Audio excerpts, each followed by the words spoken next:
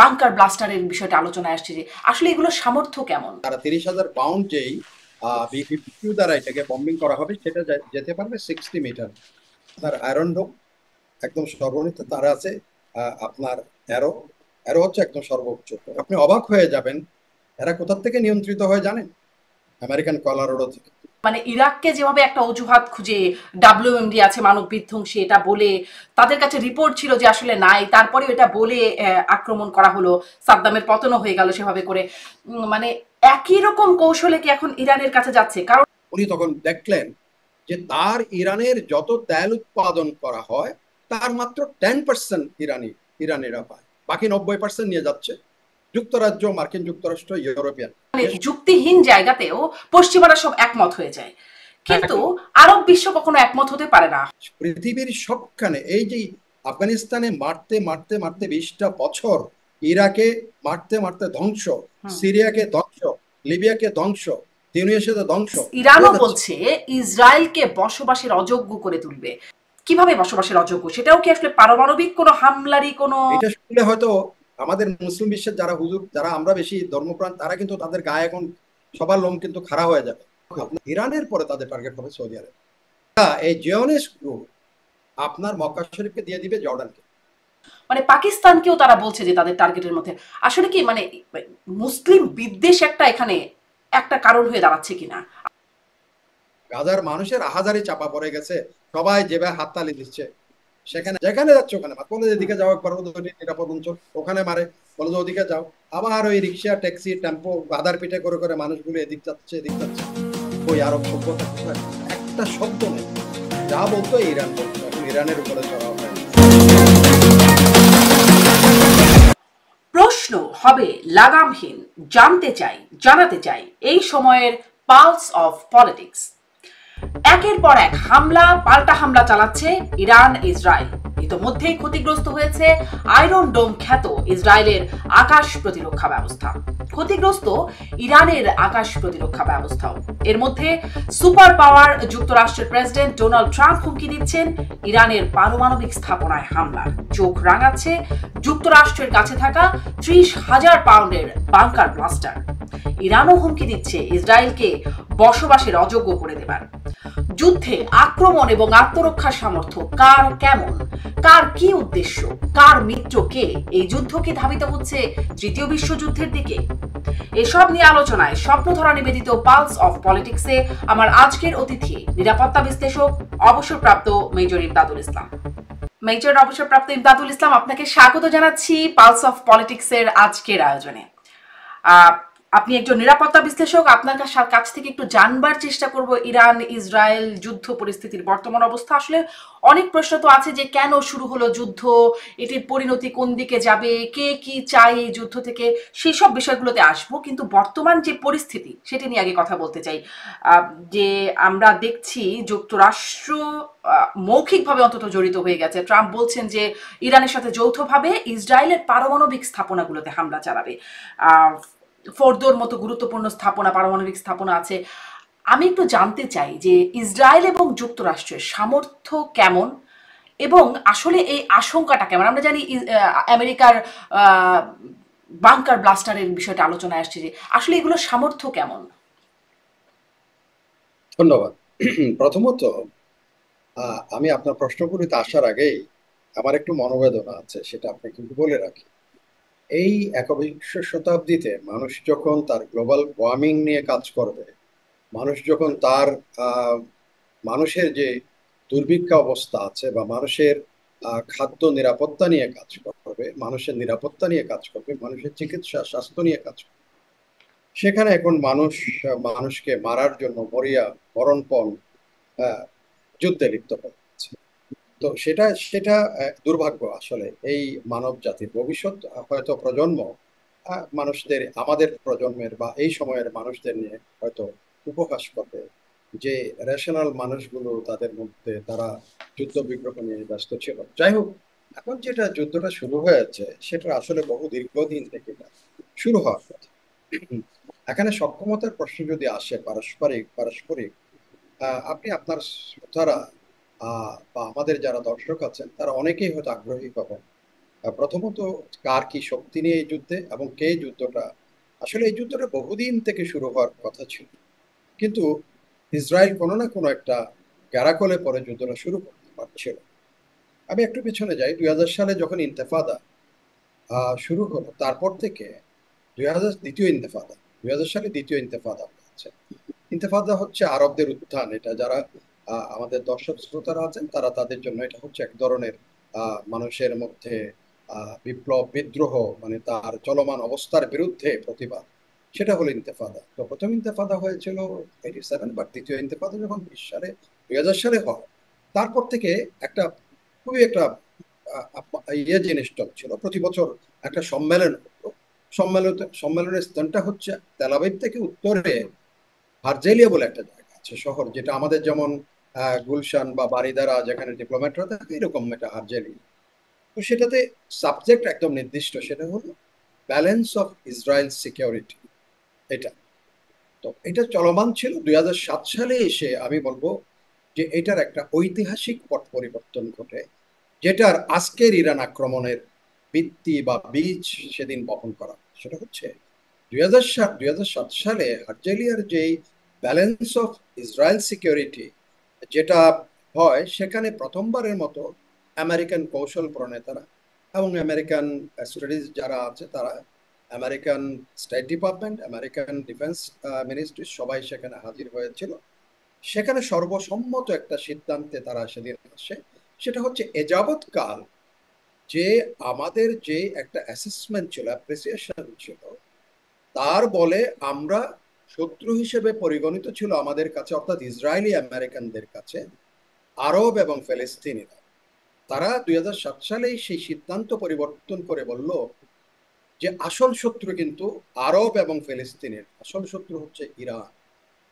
সেদিনের সিদ্ধান্ত হয় 2007 সালে, এবং সেখানে আরো একটা সিদ্ধান্তে উপনীত হয়। সেটা হচ্ছে ইরান সত্যিকারের শত্রুতে পরিণত হবে যেদিন ইরানের হাতে পারমাণবিক অস্ত্র থাকবে। তাহলে সেই থেকে তারা এই ইরানের উপরে তাদের নজরদারি, ইরান যেন কোনো অবস্থাতে এই পারমাণবিক অস্ত্রের মালিক হতে না, অস্ত্র আমি যেন। একটু এখানে একটু প্রশ্ন করি, আপনি একটা ঐতিহাসিক প্রেক্ষাপট বলছেন, তো আমি প্রশ্ন করি যে আপনি বলছেন যে ইসরায়েল বলছে সেদিন মূল শত্রু হবে যখন পারমাণবিক অস্ত্র, পারমাণবিক অস্ত্র তো ইসরায়েলের আছে, পারমাণবিক অস্ত্র তো যুক্তরাষ্ট্রের আছে, তাহলে মানে তাতে সমস্যা হচ্ছে না, ইরানের পারমাণবিক অস্ত্র হয়ে গেলে শত্রু কেন হয়ে যাবে? তাহলে আপনাকে আরো একটু মজার কাহিনী বলি। আপনার ইরাক কেন আক্রমণ করেছে, আক্রান্ত কেন করেছে? হুম। ইরাকের কথা বলা হয়েছিল যে ইরাকের কাছে এখনো পর্যন্ত কর্নেল, আপনার সে বেচারা এখনো আছে, এখনো উচ্চকণ্ঠ রিটার, উনি ছিলেন আপনার আমেরিকান, আপনার এই যে ম্যারিন কোরের একজন কর্নেল। তাকে প্রধান ওখানে অস্ত্র পরিদর্শক হিসেবে নিয়োগ দেওয়া হয়েছিল। তো রিটার সেখানে যে রিপোর্ট দিয়েছিল, সেখানে বলেছিল যে ইরাকের কাছে মানব বিধ্বংসী কোনো অস্ত্র নাই। হুম। এইটা পাওয়ার পরে আমেরিকান যারা নিউকন, এখনো কিন্তু আমেরিকাতে নিউকনরাই সবচেয়ে শক্তিশালী। আমি নিউকন একটু পরে আলোচনা করব, ডিপ স্টেট একটু পরে আসবো, তারা কিভাবে এই যুদ্ধটাকে শুরু করে দিয়েছে।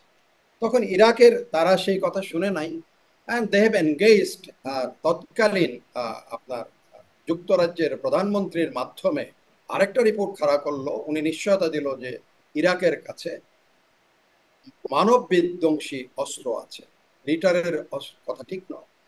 পরে দেখা গেল যে ইরাকের কাছে আসলেই কোনো মানব বিধ্বংসী হুম। অস্ত্র, বাট আক্রমণ কেন করা হলো নাই, ওরাও জানে, আমেরিকানরাও জানতো, ইসরায়েলেরও জানতো, হুম।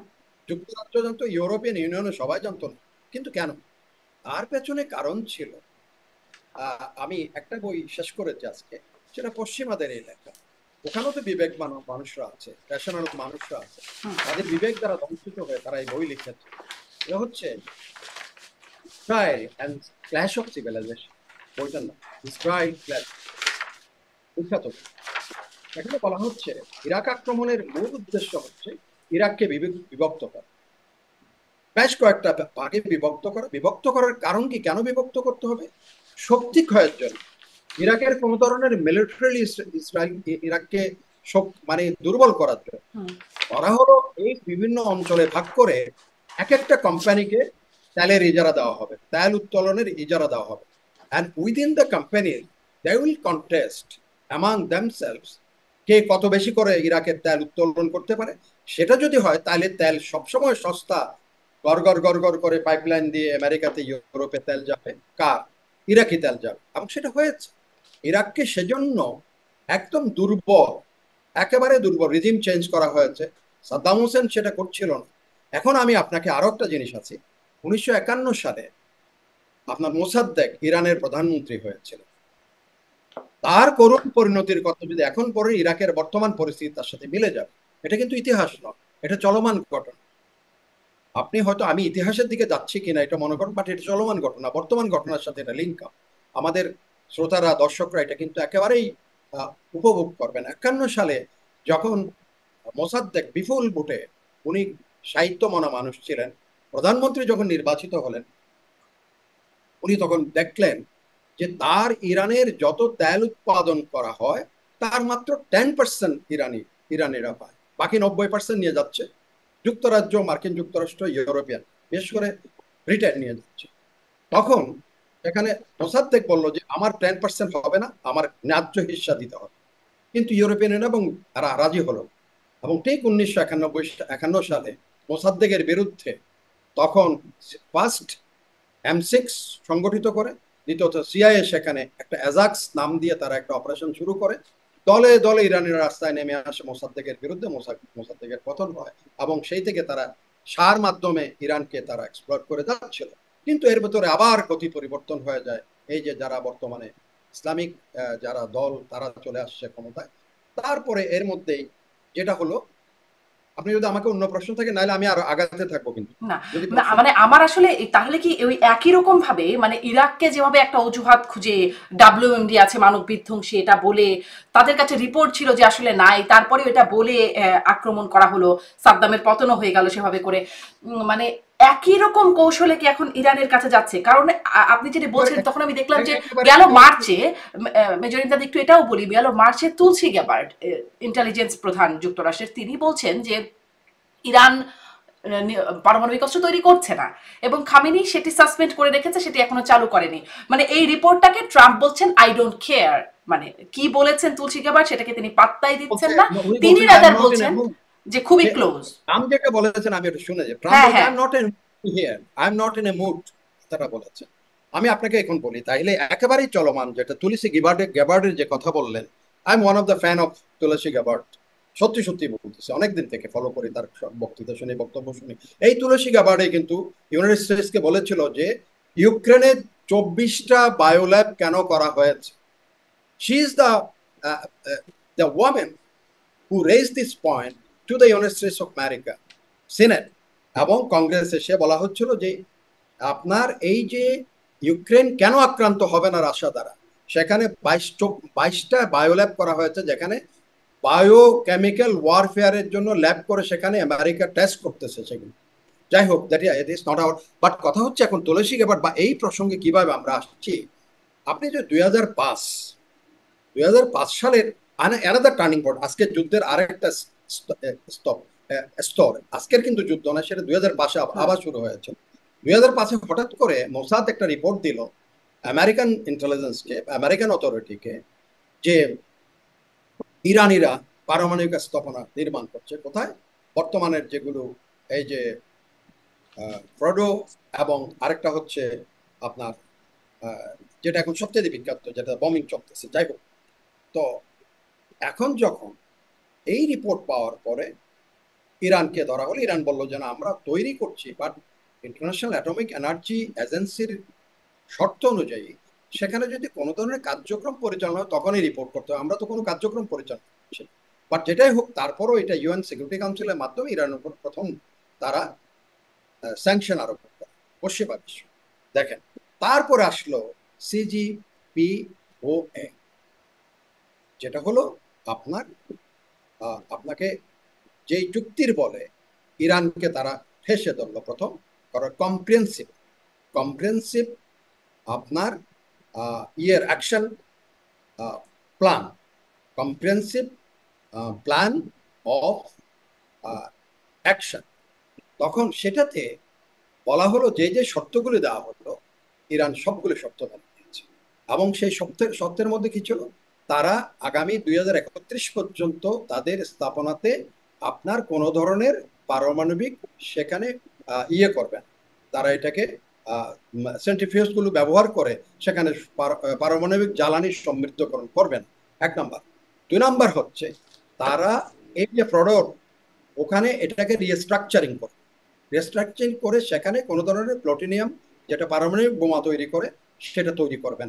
এবং আরেকটা কন্ডিশন সেখানে ছিল, সেই কন্ডিশনটা হচ্ছে ইরান কোনো ধরনের আর পারমাণবিক স্থাপনা নির্মাণ করবে না 2031 পর্যন্ত ইরান। এবং শেষ ইয়েটা ছিল ইরানের $100 বিলিয়ন তারা ফ্রিজ করে রেখেছে, $100 বিলিয়ন, সেটা তারা ফেরত পাবে, ব্যবহার করতে পারবে।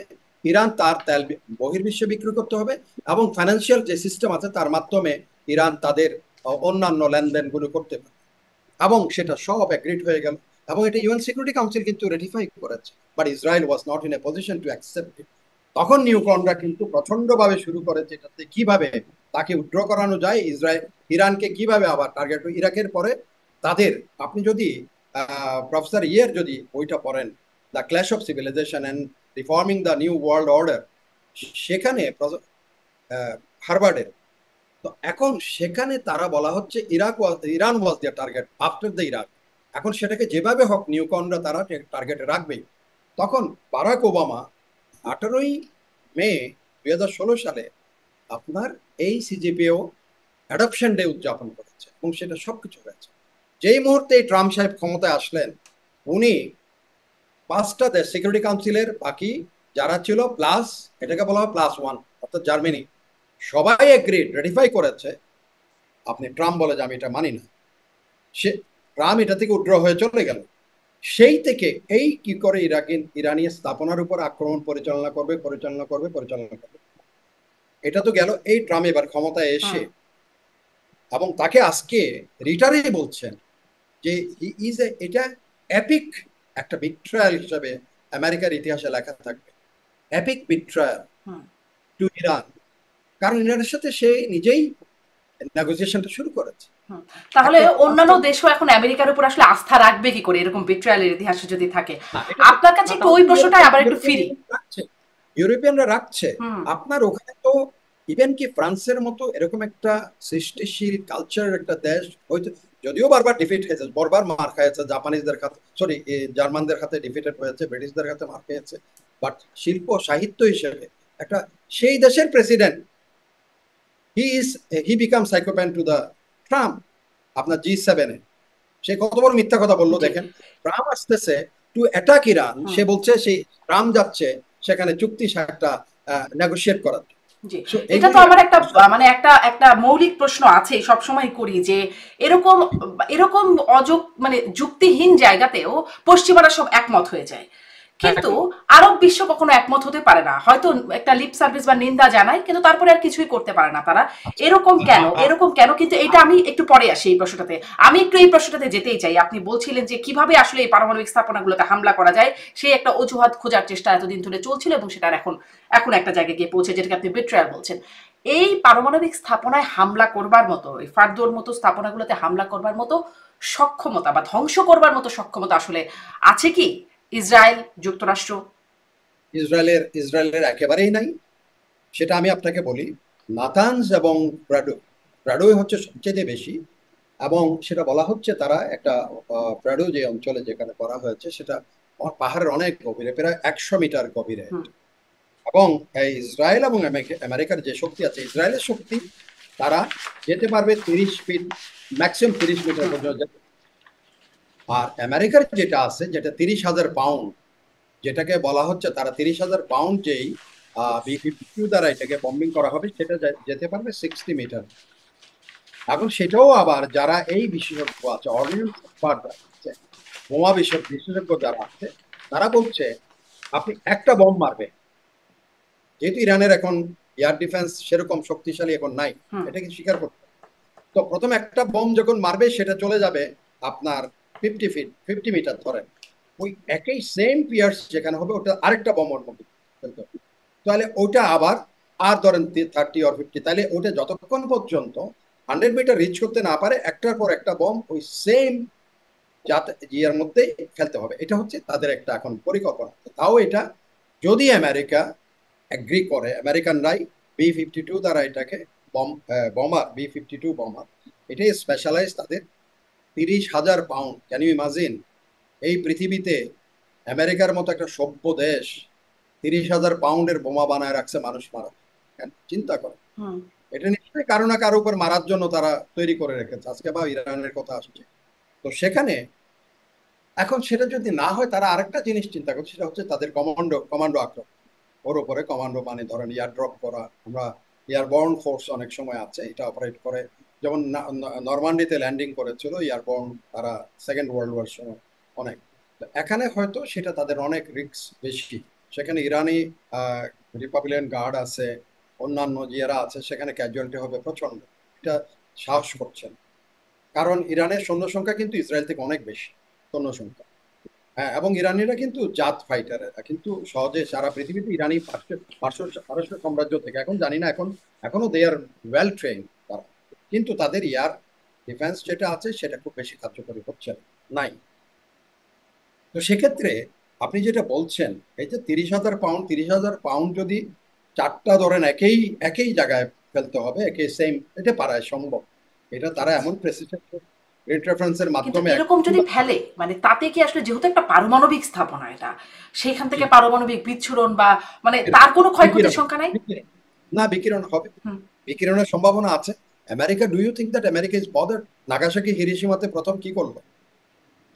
পৃথিবী কি এখনো সে প্রথম জাতি যারা এই কাণ্ড করেছে? সেখানে আমার তো এখনো মনে হয় ভাই বোন দুজন খেলার মাঠে গেছে, বোনের চোখ বোনের ভাইয়ের খেলা দেখতেছে, হঠাৎ করে বোন দেখেছে তার ভাইকে দেখতেছে, সি বিকেম ব্ল্যাক। ভাইকে চিল্লার করতে, ভাই বলতেছে আমি তোমারে দেখতেছি না। দুজনে ডাক্তারের কাছে নিয়ে গেছে। ডাক্তার বলছে যে ওয়ার ইজ মাই সিস্টার, ছেলেটা বলতেছে। তখন ডাক্তার বলতেছে হোয়াট ইজ গোয়িং অন। এক ডাক্তার আর একটা অপারেশন থিয়েটারে বলতেছে, simply stupidity of the human being, human. তো এই যে আমেরিকা সে স্টুপিডিটি করেছে আপনার নাগাসাকি হিরোশিমা থেকে, হুম। তারা একবারও কোনো মানুষের দয়া মায়া মমতা মানুষের প্রতি কোনো কিছু দেখিয়েছে? আপনি একটা জিনিস আমি বলি, যেহেতু এতে চলে আসলো ভিয়েতনাম যুদ্ধে, আমার সুযোগ হয়েছিল আমেরিকান স্টেট ডিপার্টমেন্টে যাওয়ার আগে আমি আপনার ভিয়েতনাম ওয়ার মেমোরিয়ালে গেছি, আপনার সুযোগ হলে দেখে নিয়ে। কোরিয়ান ওয়ার মেমোরিয়াল আমি গেছি, ইরাক ওয়ার মেমোরিয়াল আমি গেছি। একটার থেকে একটা ওখানে বেদনাদায়ক। বিশেষ করে কোরিয়ান ওয়ার মেমোরিয়ালে আপনার, সরি ভিয়েতনাম ওয়ার মেমোরিয়াল, ওইটা তো নেমে আসছে পুরো ওই উপর থেকে আসতে নেমে নেমে নেমে মার্বেলে একদম মাটিতে এসে মিশছে। ওটা যুক্তি হলো তারা শ্রদ্ধায় অবনত হয়ে আছে। তো আমি স্টেট ডিপার্টমেন্ট লোকজনকে বললাম যে এটা শ্রদ্ধায় এত অবনত হচ্ছে, এই যে 22 থেকে 30 বছরের ভিতরে এই লক্ষ লক্ষ ছেলেগুলিকে you have sent to kill, get kill and to kill other people, আর তোমরা এখনো যুদ্ধে মানুষ পাঠাচ্ছ। তারপরে আপনার কোরিয়ার বলে একটা কলাম পুরো মুভ করতেছে বৃষ্টির ভিতরে। আপনি এখন প্রশ্ন করতে কিভাবে বৃষ্টির ভিতরে? সবার গায়ের মধ্যে রেইনকোট আছে এবং কাদা লেগে লেগে আছে, মার্বেল পাথরে এত সুন্দর করে করেছে, এবং তাদের চাহনি চোখের মধ্যে যে বিষণ্ণতা, এই মুহূর্তে তারা গুলি খাবে, এই মুহূর্তে তারা মরবে, এরকম একটা ফুটিয়ে তুলেছে যে শিল্পী ওখানে আছে, স্কাল্পচার যারা করেছে। আমেরিকা কি, do you think that they are bothered?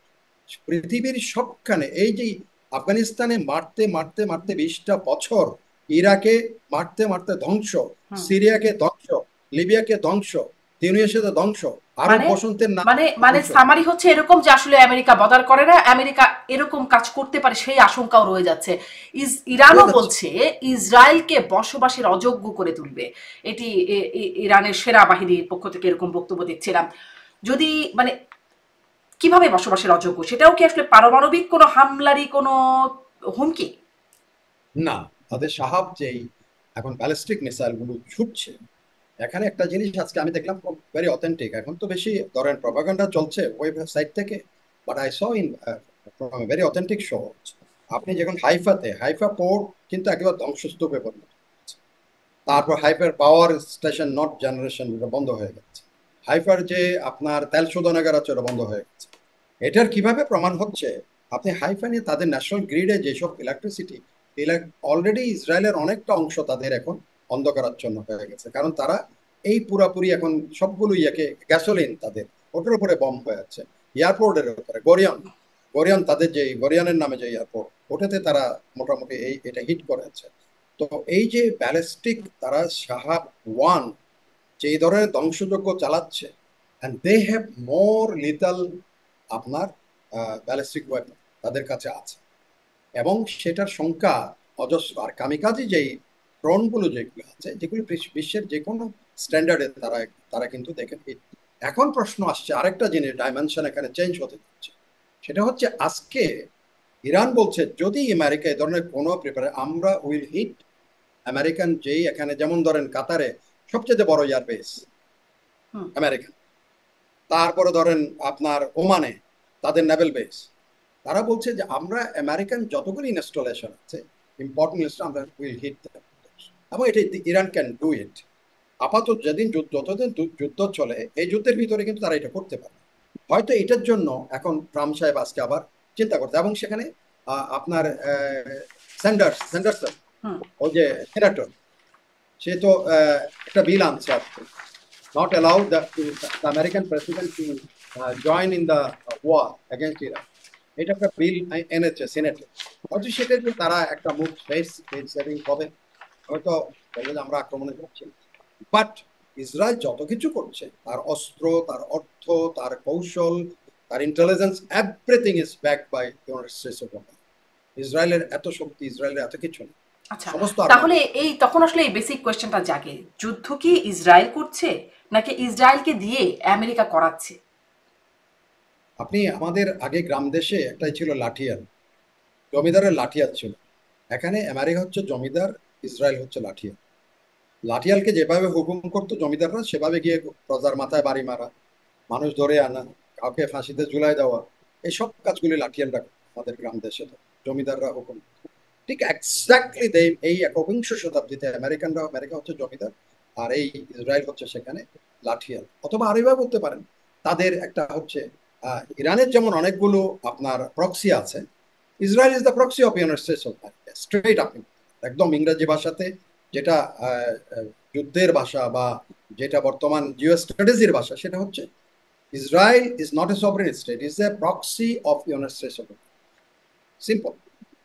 যেমন ইরানের অনেক প্রক্সি আছে, আপনি হয়তো আমাকে জিজ্ঞেস করে তাদের প্রক্সিগুলির খণ্ডকীর্তি, তাদের কি কি প্রক্সি কোথায়, আপনার হিজবুল্লাহর কি অবস্থা এখন, তারপরে হামাসের কি অবস্থা, হুতিদের কি অবস্থা, তারপর ধরেন ইরাকের যারা আছে, যারা বিদ্রোহী গোষ্ঠী, শিয়া বিদ্রোহী গোষ্ঠী, তাদের অবস্থা, আবার সিরিয়ার যে রিজিম চেঞ্জ হয়ে পুরো ইরানের বিরুদ্ধে চলে গেছে, সেই সমস্ত দিক থেকে ইরানে একটা কোণঠাসা অবস্থায় পড়ে গেছে, এবং ঠিক মক্ষম সময়টা বেছে নিয়েছে ইসরায়েল টু হিট ইরান। জি, মোক্ষম সময় বলছেন, মানে সেটাও একটা প্রশ্ন, কেন মোক্ষম সময়? একে তো আমরা দেখছি গাজায় হামলা চলছে, একই সাথে গাজা যুদ্ধ চলছে, আবার এদিকে ইরানের সাথে যুদ্ধ শুরু করলো। মানে এটি কি একসাথে দুটো যুদ্ধ চালিয়ে যাবার সক্ষমতা, সমর্থন সব ইসরায়েল পাবে? না না, এখানে একটা জিনিস আছে, এটা একদম ক্লিয়ার। আপনি ওয়ার মেশিন হচ্ছে, এখানে তিনটা ভাগ আছে।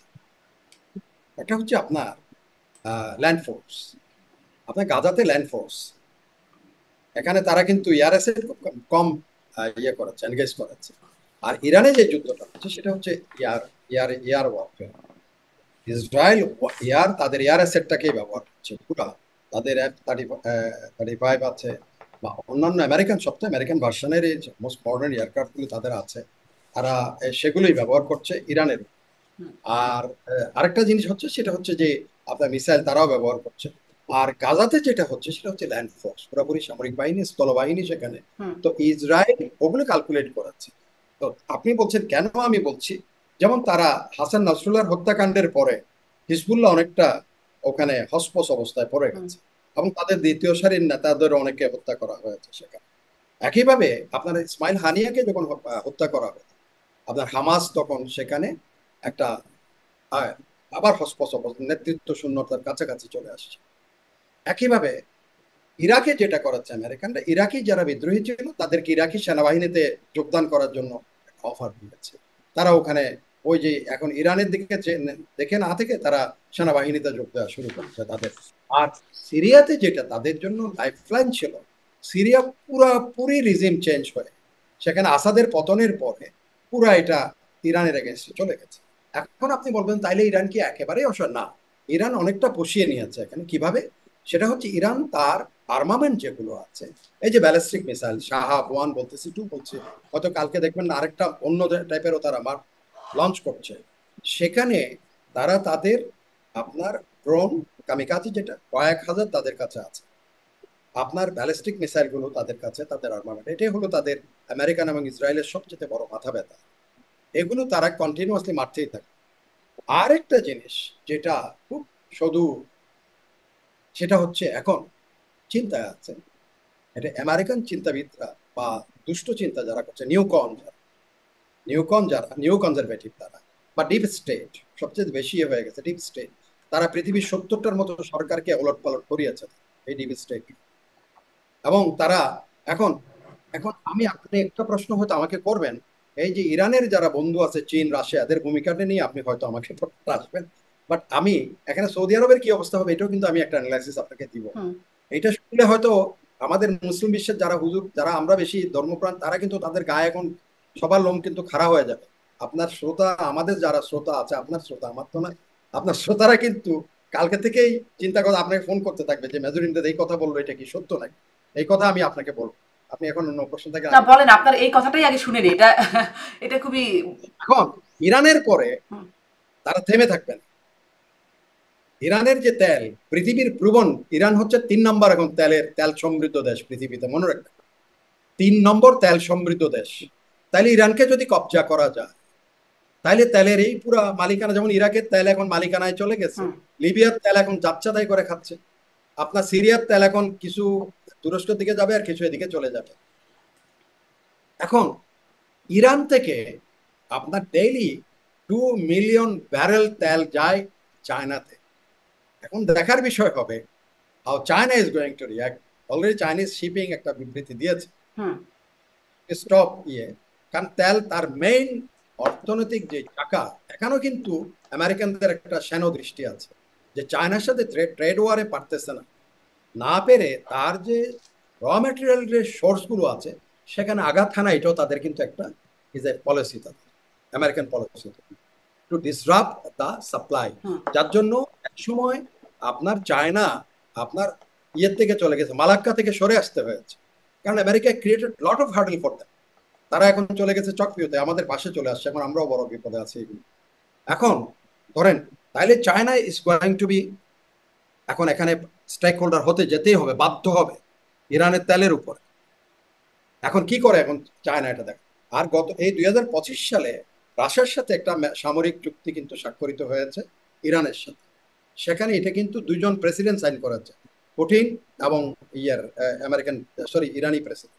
এবং সেখানে সেটার দ্বারা এখন ইরানের সাথে রাশিয়ার কিন্তু বিপুল বিস্তৃত আপনার ইন্টারন্যাশনাল বাউন্ডারি, আন্তর্জাতিক সীমা আছে।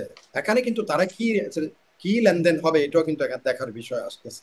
কারণ ইরান অনেকগুলো কামিকাজি ড্রোন হুম। রাশিয়াকে সাপ্লাই দিয়েছে, শয়ে শয়ে সাপ্লাই দিয়েছে আপনার যুদ্ধে, এই যে ইউক্রেন যুদ্ধ। এখন আপনি সৌদি আরবের আমি যেটা একটা প্রশ্ন এখন, একটু মাঝখান থেকে করে আমি রাখি আপনার কাছে, সৌদি একটু আরবের, এই প্রশ্নটা একটু করে রাখি। সৌদি আরব আর হুজুরদের প্রসঙ্গটা আপনি বলবেন বলছিলেন, ওটা আমি অবশ্যই খুবই আচ্ছা, আগ্রহ সহকারে শুনতে চাই। কিন্তু হ্যাঁ, তাহলে মানে যেই বিশ্লেষণটা এখানে এসে থামলো, একটা তৃতীয় বিশ্বযুদ্ধের একটা শঙ্কা কি এখান থেকে তৈরি হয়? কারণ যদি এদিকে ইসরায়েল আমেরিকা এরা যদি একটা শক্তি বা পশ্চিমারা মিলে একটা শক্তি হয়, ওদিকে ইরান রাশিয়া চায়না তাদের স্বার্থ সংশ্লিষ্ট বিষয়গুলো অনুযায়ী একটা জোট বা একটা শক্তি হয়ে দাঁড়ায়, এভাবেই তো আসলে দ্বিতীয় বিশ্বযুদ্ধ বা প্রথম বিশ্বযুদ্ধের ঘটনাগুলো তো এরকমই ছিল, একটা মিল পাওয়া যায়। আমি আপনাকে বলি, কালকে যদি পুতিন একটা স্টেটমেন্ট, হ্যাঁ। একটা স্টেটমেন্ট যে ইফ ইউ হিট, আজকে যেমন একটা স্টেটমেন্ট দিয়েছে যে ইরানের শান্তিপূর্ণ পারমাণবিক কর্মসূচি চালানোর অধিকার রয়েছে, পুতিন দিয়েছে। কালকে যদি পুতিন আরেকটা স্টেটমেন্ট দেয়, don't step one step towards Natanz or freedom, যুদ্ধ থেমে যাবে, ঠান্ডা হয়ে যাবে। কারণ আপনি হোয়াইট হাউসের মধ্যে আপনি যদি দেখে থাকেন, ট্রাম্প এই যে জেলেনস্কিকে কাজের লোকরাও এরকম ব্যবহার করে না, হুম। The way he was treated আমরা দেখেছি। হুম। আচ্ছা, এখন আসি ইরানের পরে, কারণ ইরানকে এখানে হিউজ, রাশিয়ার সাথে ইরানের কিন্তু বিশাল লেনদেন। এবং এখানে আরেকটা জিনিস আছে, সেটা হচ্ছে ইউনাইটেড স্টেটস চাচ্ছে না যে ইরানের প্রভাব বিস্তৃত হোক সেন্ট্রাল এশিয়াতে। সেখানে অনেকগুলো কিন্তু সেন্ট্রাল এশিয়া, ওটা আমি আরো বিস্তৃত আলোচনার সুযোগ পেলে বলা যায়। তো সেন্ট্রাল এশিয়াতে সেখানে তুর্কিস্তান, তুর্কিস্তান, চাচনিয়া, কাজাখস্তান, তাজিকিস্তান, উজবেকিস্তান, এই সমস্ত দেশের উপরে ইরানের একটা প্রভাব বলয় কিন্তু বিস্তৃত হচ্ছে, যেটা anti American, American interest. America চাচ্ছে আগের যে সোভিয়েত ইউনিয়ন দলছুট যে স্টেটগুলো আছে, যেমন ইউক্রেনকে নেওয়া, আপনার ইয়েকে নেওয়া, ওই যে তাজিকিস্তানে গিয়ে, উজবেকিস্তানে গিয়ে, এসব জায়গায় জায়গায় তারা যেসব করতে চাচ্ছিল, এটার একটা প্রভাব কিন্তু ইরান নেতিবাচক, তাদের জন্য একটা নেতিবাচক প্রভাব বয়ে আনছে। সেটাও একটা কারণ ইরানের উপরে এই সেনাদেশটা। এবং ইরান যদি পারমাণবিক অস্ত্র পাওয়া যায়, পেয়ে যায়, বা জানি না, তারা তো করবে না বলছে, তারপরে যদি পেয়ে যায়, তাহলে কিন্তু এদের এই সমস্ত তাদের এই জিও ইন্টারেস্ট গুলো হ্যাম্পার হবে, এটা তাদের হিসাবে আছে। এখন আসেন ইরানের পর, এটা কিন্তু আমার মুখে, I got this in their book, আমি অবাক হয়ে, ইরানের পরে তাদের টার্গেট হবে সৌদি আরব। কোনটা ইরানের পর টার্গেট? সৌদি আরবিয়া আচ্ছা। প্রথম টার্গেট ছিল। এই যে ক্ল্যাশ অফ সিভিলাইজেশন, প্রফেসর হান্টিংটনের যে বই আছে, সেখানে 5টা দেশ থেকে তো স্পষ্ট করে উল্লেখই করেছে। And he was one of the emeritus, professor emeritus হার্ভার্ডের, হান্টিংটনের যে clash of civilisation, remaking the new world order. আর যে বইটার কথা আমি এখনই বলতেছি, সেটা হচ্ছে Israel and the clash of civilisation and remaking middle east. এখন সেখানে বলা হচ্ছে ইরানকে, যখন ইরানের তেলের, এখন তার সবচেয়ে 1 নম্বর তেলের ইয়ে হলো কে, খনি হলো সৌদি আরবিয়া। সৌদি আরবিয়া, যেটা আমি বলতেছি, যেটা আমার লোম খারাপ হবে, সেই কথাটাই এখন বলছি। সেটা হচ্ছে এরা, এই জিওনিস্ট গ্রুপ, আপনার মক্কা শরীফকে দিয়ে দিবে জর্ডানকে, ওই বিভক্তির। কেন কেন জর্ডানকে দিয়ে দিবে? বিফোর অটোমানদের সময়ে হাসমেতিয়াত বলে, হাসমি, কারণ নবী ইসলামের বংশ বলে, যে এখন যারা বাদশা আছে জর্ডানে, এই হাসেমিয়া বংশ অটোমানদের আগে এই মক্কা শরীফ, মদিনা শরীফ, এগুলি তাদের ছিল। এই যে জর্দানি বাদশা, জর্দান যত রাজ পরিবার আছে, এটা অটোমানরা দখল করার পরে ব্রিটিশরা যখন এই সৌদ, যার নামে সৌদি আরবিয়া হয়েছে, ওটা আরবের কিন্তু ওই নাম কোনো সৌদি নাম না, কিন্তু এটা নাম একটা ব্যক্তির নামে সৌদি আরবিয়া হয়ে গেছে, সৌদের নামে। আমাদের যেমন বাংলা একটা বদ্বীপ অঞ্চল, ওইরকম না কিছু, সৌদের নামে সৌদি আরবিয়া, আরবের মরুভূমি। সেখানে এই সৌদ যেহেতু ব্রিটিশদের সাথে গোলামি করেছে, ব্রিটিশদের পক্ষ হয়ে অটোমানদের বিরুদ্ধে যুদ্ধ করেছে, পুরস্কার হিসেবে তারা এই মক্কা শরীফ, মদিনা শরীফ দিয়ে, এই অংশ এটা দিয়ে বড় করে সৌদি আরবে দিয়ে তাকে এটা পুরস্কার দেয়। এখন তারা বলছে রিডিজাইন করতে গিয়ে ওই জর্ডানকে, এগুলো আবার তাদের যে অংশ ছিল, তারা আগে অটোমানদের আগে তাদের কাছে ছিল, এবং তাদের কাছে ফেরত দিয়ে দিবে, সৌদি আরবকে টুকরো টুকরো করে দিবে, বড় 4, 5, 7 ভাগে বিভক্ত করে দিবে। তাইলে এখানে এই যে $600 অস্ত্র চুক্তি করলো, এবার $1.5 ট্রিলিয়ন আমেরিকাতে ইনভেস্ট করবে। তারপরে আরব আমিরাত, ইউএই $1.5 ট্রিলিয়ন দিবে। কাতার 213টা আপনার বোয়িং কেনা, সব কিন্তু ওলট পালট হয়, সব ওলট পালট। তাদের ডিজাইন একদম পরিষ্কার করে লেগেছে, রিমেকিং, রিশেপিং মিডল ইস্ট। এখন সেখানে Saudi Arab after Iran, because তারা বলছে সুন্নিরা এখান থেকে আবার মিলিটেন্সি ডেভেলপ করতে পারে এগেইনস্ট দা জায়নিজম, ইহুদিদের বিরুদ্ধে। আপনি বলছেন এরপরের টার্গেট হচ্ছে সৌদি আরব। আমরা দেখছিলাম নেতানিয়াহুর একটা পুরনো সাক্ষাৎকার, এখন আবার চলছে।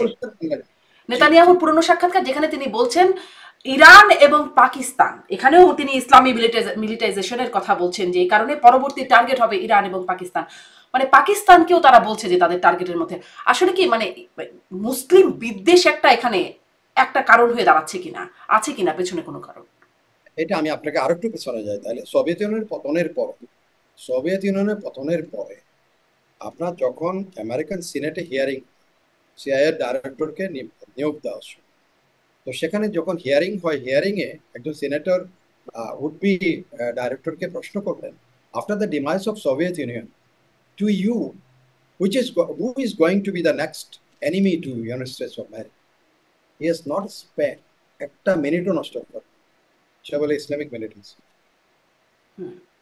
এবং সেটার একটা উদাহরণ দিয়েছে, আমি উদাহরণটা এখানে দিচ্ছি না।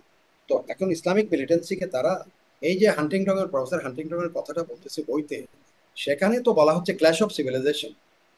Remaking of the new world order, সেখানে পরিষ্কার করে বলা হচ্ছে দ্য ক্ল্যাশ উইল বি, এই এই বিশ্ব আগে যেমন হয়েছে এক সময়ে আপনার এই যে আপনার যুদ্ধ দখল করত, সাম্রাজ্য বিস্তার, তারপর আসলো পুঁজি, পুঁজি দিয়ে পুঁজিবাদ, যার যত পুঁজি আছে তার বেশি। সে বলছে এখন ক্ল্যাশটা যেটা হবে, নেক্সট ক্ল্যাশ হবে সেটা হচ্ছে সিভিলাইজেশন, ক্ল্যাশ অফ সিভিলাইজেশন মানুষের, এবং সেটা হবে the Islamic civilization versus western civilization. এবং সেখানে এখনই যদি এদেরকে এইভাবে এইভাবে করা না হলে, the way Islamic civilisation is coming, এই ইসলাম ফোবিয়া, তারা বলা হচ্ছে in the hands of the Islamic civilisation the western civilisation will be defeated. আপনি এখানে আমরা অসহায় হয়ে যাচ্ছি। এটা যারা করছে, যেমন আপনি ধরেন ইসরায়েলের এখন জনসংখ্যা হচ্ছে, আপনি ধরেন আপনার 1 কোটির কাছাকাছি, আর সেখানে আপনার অলমোস্ট 400 কোটি যদি ইসলামিক ইয়েতে থাকে, 400 কোটি মুসলমানের বিরুদ্ধে সে একা লড়াই করার জন্য দাঁড়িয়ে গেছে। So it is the United States of America, it's not Israel, it's not Israel. এটা মনে রাখতে হবে। আপনি দেখেন আমেরিকার ভয়ে তো চুপ হয়ে আছে, এবং সৌদি আরবে একটা কথা বলতেছেন, নাহলে খাদ্য সহায়তা নেওয়ার জন্য, মানব সভ্যতার জন্য কি লজ্জা, ক্ষুধার্ত বাচ্চারা দাঁড়িয়েছে লাইনে, 70টা বাচ্চাকে গুলি করে 70। আমি টেলিভিশন বন্ধ করে রাখি, আমার ইচ্ছা করে না যে টেলিভিশন দেখি, আমার তো বাচ্চা আছে, অত লাইন ধরেছে খাদ্যের জন্য, হাহাকার, একটা বাচ্চার মাথার উপরে পড়তেছে, এর উপর ও পড়তেছে, সেখানে they open up fire and kill 70, 200, over 200 injured. কিসের জন্য? মারামারি করতে যায়নি, তার খাদ্য। এই দুর্ভিক্ষ কে সৃষ্টি করেছে? দেহে, অথচ তার খুলতেছে আপনার সেখানে। এই যে করিডোর, যে করিডোর খাদ্য ঢুকবে, ইজিপ্ট এটা ব্লক করে রাখছে, বিকজ ইসরায়েল সেড দ্যাট এটা বন্ধ করে রাখবে, বন্ধ। এবং কিসের ভয়? আমেরিকার ভয়। সৌদি আরব কথা বলতেছে না কেন? আমেরিকার ভয়। তার মানে পেছনে একটা উদ্দেশ্য মোটা দাগে, সেটা হচ্ছে ইসলাম বিদ্বেষ, কিন্তু মুসলিম দেশগুলো বা ইসলামিক দেশগুলো ওআইসির মতো প্রতিষ্ঠান তারা একদম নিষ্ক্রিয়। এখনো আসছে এই রিজিম চেঞ্জ। আমি ডনের এডিটরের একটা করতেছিলাম, আপনি এত সুন্দর করে কথা একদম, এটা হৃদয় বিদার। আপনি বলছেন যে তারা রিজিম চেঞ্জ করার জন্য চাচ্ছে, এমন একটা সরকার ইরানে আসুক যেটা তেল আবিবের সাথে বন্ধুত্ব করতে পারলেই খুশিতে ডকডক করবে, এমন একটা সরকার তারা চাচ্ছে যেটা তেল আবিবের সাহায্য করতে পারে। এমন একটা সরকার ইরানে আসুক যেটা আপনার এই যে গাজাতে মানুষ মারছে, একটা বিবৃতি দিয়ে চুপ করে বসে থাকলেই খুশি হয়ে যাবে, একটা বিবৃতি দিবে। এই বিবৃতি দেওয়ার মধ্যেই ইরানে একটা সরকার চাচ্ছে, মানে বাকিরা যেরকম বিবৃতি দিয়ে চুপ করে থাকছে, বিবৃতি দিচ্ছে। এক্স্যাক্টলি। আমি সেদিন একটা আর্টিকেল লিখেছি সম্পাদকীয়, যে আপনার সৌদি আরবের রিয়াদের আপনার গালফ কোঅপারেশন কাউন্সিলের নেতাদের করতালিতে আপনার গাজার আহাজারি চাপা পড়ে গেছে, গাজার মানুষের আহাজারি চাপা পড়ে গেছে, সবাই যেভাবে হাততালি দিচ্ছে। সেখানে একবারও বলা হয় নাই যে গাজার এই মানুষগুলি, লক্ষ লক্ষ মানুষ আজকে অখাদ্য খেয়ে আছে, না খাই আছে, বাড়ি নাই, তাদের ঘর নাই, লেখা নাই, পড়া নাই, যেখানে যাচ্ছে ওখানে মারতেছে, যেখানে যাচ্ছে ওখানে বলে এদিকে যাও, একবার নিরাপদ অঞ্চল, ওখানে মারে, বলে যে ওদিকে যাও, আবার ওই রিক্সা, ট্যাক্সি, টেম্পো, গাদার পিঠে করে করে মানুষগুলো এদিক যাচ্ছে এদিক যাচ্ছে। ওই আরব সভ্যতা কোথায়? একটা শব্দ নাই। যা বলতো ইরান বলতো, এখন ইরানের উপরে চড়াও হয়ে গেছে। এখন আসি, আসলে শেষের দিকে আসি, একটু সামারি করে নিয়ে আসি। তাহলে এই যুদ্ধের পরিণতি কি, কোন দিকে যাচ্ছে, ভবিষ্যৎ কি, কার কি পরিণতি হবে সেটা একটু জানতে চাই। তবে তার আগে একটু এটি বুঝি, আপনি বলছিলেন যে ইরানের আকাশ প্রতিরক্ষা ব্যবস্থা, এয়ার ডিফেন্সকে আপনি বলছিলেন এটা একটা মানে এই যুদ্ধের ক্যাটাগরিটাই হচ্ছে আকাশ মাধ্যমে যুদ্ধ হচ্ছে, সেখানে এয়ার ডিফেন্স ব্যবস্থা সম্পর্কে একটু জানতে চাই।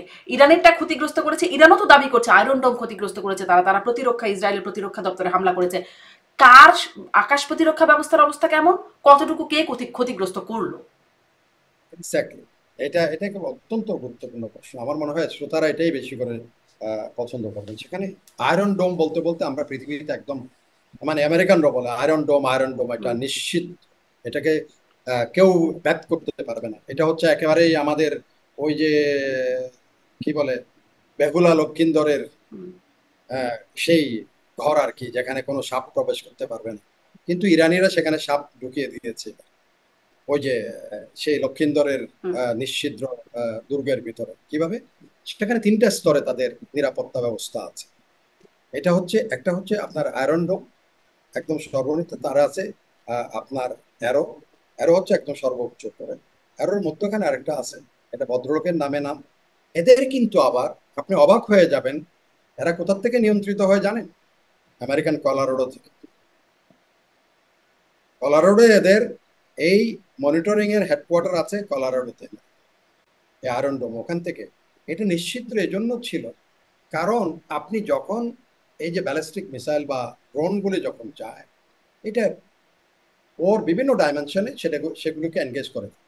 প্রথম করে অত্যন্ত দূরবর্তীগুলো প্রথম করে কি আপনার ওই অ্যারো 1 অ্যারো 2 এরা করে, এরা যখন না পেরে ওদেরকে ভেদ করে যখন ভিতরে ঢুকে তখন অ্যাক্টিভেট হয়ে যায়। এটা হচ্ছে স্টিং, একজনের নাম আছে, নাম আমি স্টিং এর ধরেন বললেন, ওইটা অ্যাক্টিভেট হয়। ওটা থেকে যখন চলে তখন আয়রন ডোম এখন হয়ে যায়। এখন অ্যাক্টিভেট হওয়ার পরে তারপরে এখন একটার পর একটা ঢুকে যাচ্ছে। এটাই হচ্ছে এখন আমেরিকান আর এদের গুম হারাম হয়ে গেছে ইসরায়েলের, যেটা আপনি কখনো নিশ্চিদ্র, যেটা সেটাকে ছিদ্র হয়ে যাচ্ছে কিনা, সেটা হচ্ছে কি এটা ইজ এ, আমি বলবো যে unique innovation of Irani strategies বা ইরানি মিলিটারি যারা কমান্ডে যারা আছে বা যারা এখানে কৌশল প্রণেতা আছে। সেটা হচ্ছে তার একই সাথে বিভিন্ন রেঞ্জে, আগে তো ধরেন ওরা প্রথমবার যেভাবে হয়েছিল গতবার, যেটা ইসরায়েল একবার আক্রমণ করলো ইরান, তারপর কাউন্টার অ্যাটাক করলো আপনার সিরিয়াতে দামেস্কে যখন এদের মারলো।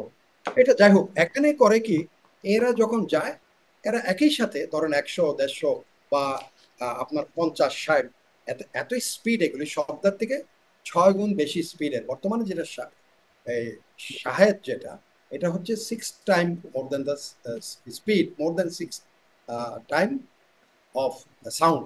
শব্দের থেকে 6 গুণ বেশি স্পিড এটা যায়, এবং এটা ডেভিয়েট করে, এটা তার পথ পরিবর্তন।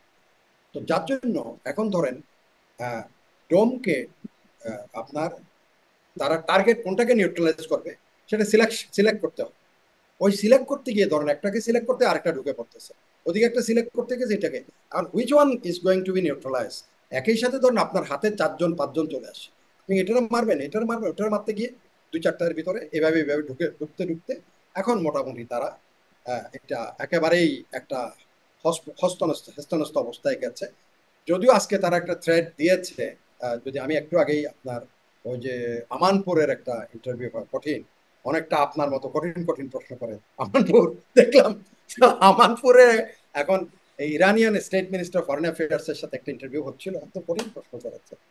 বলে যে ট্রাম্প তো বলেছে তোমাদেরকে সারেন্ডার করার জন্য। সে খুব হাসলো, সে বলে যে হয়তো ট্রাম্প ইরানিদের চেনে না, ইরানিরা কত যুক্তে কত হাজার বছর ধরে কিভাবে যুদ্ধ করে আসবে। সো সে বলতে পারে সেটা, বাট আমাদের এখনো পর্যন্ত লাস্ট ইয়েগুলো থেকে এখনো বাকি আছে, মানে ওই যে পিকচার আবি তো বাকি হয় এরকম টাইপ। হ্যাঁ বলছে, এখন দেখা যাক, আমরা কাল পরশু কালকে সকালেও আবার পিকচার দেখবো হয়তো, তারপরও দেখবো। এর ভিতরে যদি আমেরিকা ওই ট্রাম্প সাহেবের তো আমার আমার এক প্রশ্নকর্তা বলতেছিলেন যে ওলট পালট প্রেসিডেন্ট, তো ওলট পালট প্রেসিডেন্ট কালকে সকালবেলা যদি আবার ওলট হয়ে যায় আবার পালট হয়ে যায়, তার তুলসী গ্যাবার্ডকে সেই বানাইলো তার ইন্টেলিজেন্স। এখন বলা তুলসী গ্যাবার্ডের I am not in a mood to hear, তার ইন্টেলিজেন্স চিফের ব্রিফিং সে শুনতেছে। এখন আজকে কথা উঠছে যে তুমি তো এতদিন বলে আসছো ইরান, সরি ইসরায়েল বলতেছে তারা only 1 month away from making the bomb. তার তোমার ইন্টেলিজেন্স বলতেছে না, তারা দে আর ফার অ্যাওয়ে, তারা they are not in having an intent to have the bomb. তো এটা কেমন করে হচ্ছে, সে কোনো কথা বলে না। এরকম ওলট পালট প্রেসিডেন্ট এখন আমেরিকানদের কপালে পড়ছে। রিটারের মতো বলে যে I feel shame that I am the citizen of this country where the president is there, এই টাইপের। কিন্তু ওলটপালট প্রেসিডেন্ট থাকলেও তাকে সমর্থন করছে একদম পুরো পশ্চিমা বিশ্ব সমর্থন করছে, সবাই একমত হয়েও যাচ্ছে, সেটা নিয়ে আমরা কথা বলছিলাম। যাও আসলে জি7 এর কথা আপনি বলছেন, জি7 বলা হয়েছে যে Iran should not have the nuclear bomb. এটা তাদের থেকে যার যার ভয় আছে এখানে। তারা everyone they were dominated some or other times by the Iranian, এটা তারা তাদের মনে আছে, হয়তো এগুলির তাদের মন থেকে ভয় পাচ্ছে। জি, কে কি কৌশলে যায় আপনি বলছিলেন যে সকালে হতে হতেই কি হয়েছে তার কোনো ঠিক ঠিকানা নেই, অতএব পূর্বাভাস নাই বা করলাম। পরবর্তীতে নিশ্চয়ই আবার কথা হবে, কোন দিকে যায় সেই পরিস্থিতি বিশ্লেষণ করে নিশ্চয়ই আপনার সাথে আবার কথা বলার সুযোগ হবে। অনেক ধন্যবাদ যুক্ত হবার জন্য। দর্শক অনেক ধন্যবাদ এতক্ষণ সাথে থাকবার জন্য। আজকের মতো বিদায় নিই।